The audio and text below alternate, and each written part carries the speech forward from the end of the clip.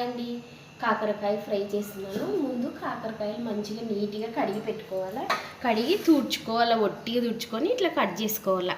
ఇట్లా కట్ చేసుకున్న తర్వాత నేను ముందుగానే ఆయిల్ వేడి పెట్టుకున్నాను. ఆయిల్ వేడైన తర్వాత ఆయిల్లో ఇవి బాగా వేయించుకోవాలి.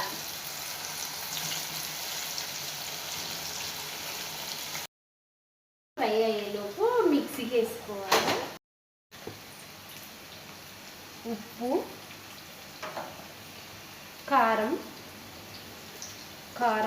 ఎక్కువ ఉంది ఇది, అందుకని నేను కొద్దిగా తక్కువ వేస్తున్నా. కొబ్బరి వేసుకోవాలి.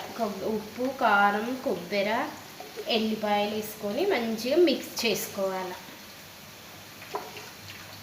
ఎల్లిపాయలు వేసుకొని మిక్సీ పట్టుకోవాలి. ఇలా మెత్తగా గ్రైండ్ చేసుకోవాలి. ఇలా బ్రౌన్ కలర్ వచ్చేదాకా వేయించుకోవాలి. అట్లనే ఇవన్నిటిని వేయించుకోవాలి.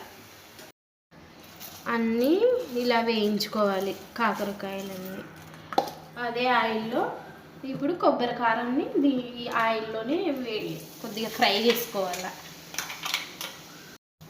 ఆయిల్లో కొద్దిగా ఇట్లా ఫ్రై చేసుకొని ఇప్పుడు వేయించుకున్న కాకరకాయలు మొత్తం ఇందులో వేసేయాలి.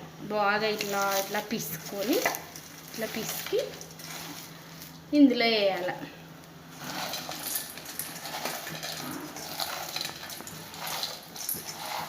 ఇలా పిసికి వేయాలి. ఇప్పుడు ఈ కారం అంతా ఈ కాకరకాయలకి పట్టేటట్టు కలుపుకుంటే సరిపోతుంది. కాకరకాయ ఫ్రై రెడీ. కాకరకాయ ఫ్రై రెడీ.